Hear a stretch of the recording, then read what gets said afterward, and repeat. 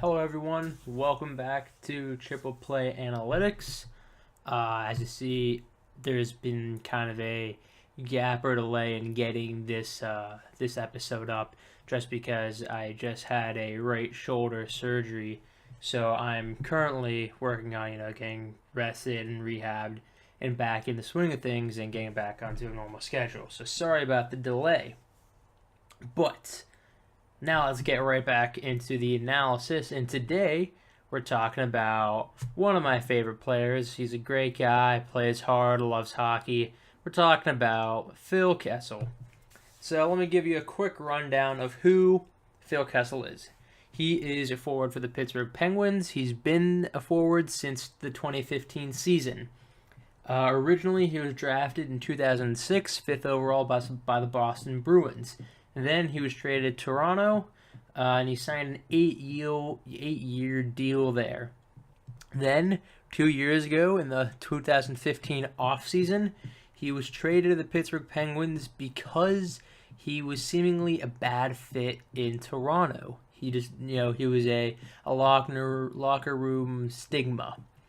And then he won 2 back-to-back Stanley Cups with the Penguins, and he's currently working on a three-peat.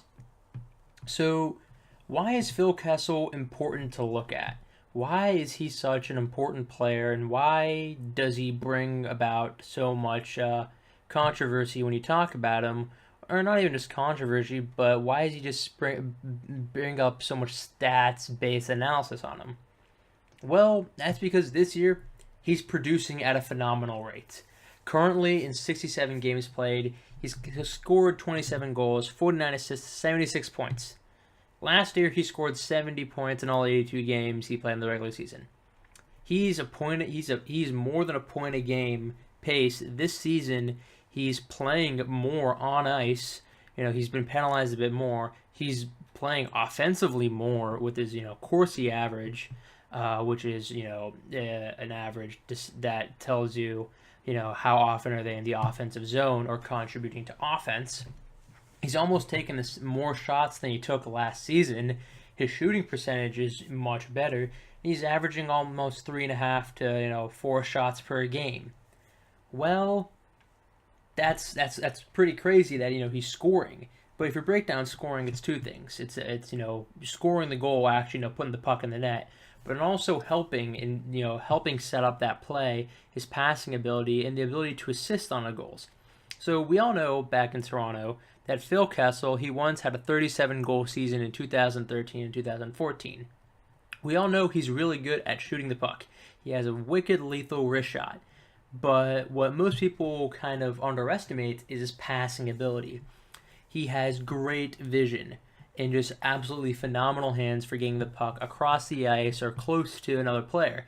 Well, this season we're seeing it to be Evgeny Malkin a lot. He's hit on many of Malkin's goals as they're on a line together. But his passing ability is extremely underrated. And this kind of goes into a statistic I created to really look at how effective a player is. So player effectiveness is a stat I created where it weighs offensive effectiveness, defensive effectiveness, general on-ice effectiveness, and penalty effectiveness. Now, Phil Kessel is an elite player. That is just a fact. And it shows that because his effectiveness is much higher than what a standard NHL player would be. Excuse me.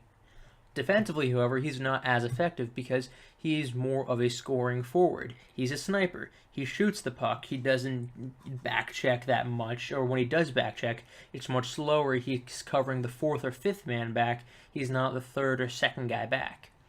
However, that just makes sense for Phil Kessel's play style. And that's his defensive play style. But offensively, he kind of poaches up ice. He's almost always closer to the opponent's blue line, kind of waiting for a breakout pass, just that he could step over the line and set up a play. Maybe if they're on the rush, he's going to come down the left or right side, very close to the boards, just so that he can either pass the puck or he can snipe a shot and hope for a rebound or even a lucky bounce to get into a goal. If he's on the power play, he's playing on the half walls, he's playing to score. Now, penalty-wise, Phil Kessel, he's a tough guy. He will be willing to take penalties. He's okay. He's a bit worse than NHL average, but it's not that bad. But defensively, he is a small liability. But offense-wise, that's where he shines, and that's where we get to see that Phil Kessel is an elite. He's an elite offensive player, and his stats show that with his player effectiveness, where he's almost at least 20% better than the NHL average. And the average NHL player is still pretty good. They play, second, third line. That's what average is. Well, this guy, he's playing on the third line for the Pittsburgh Penguins just because of the amount of depth they had, and he's still continuing to put up first line forward numbers.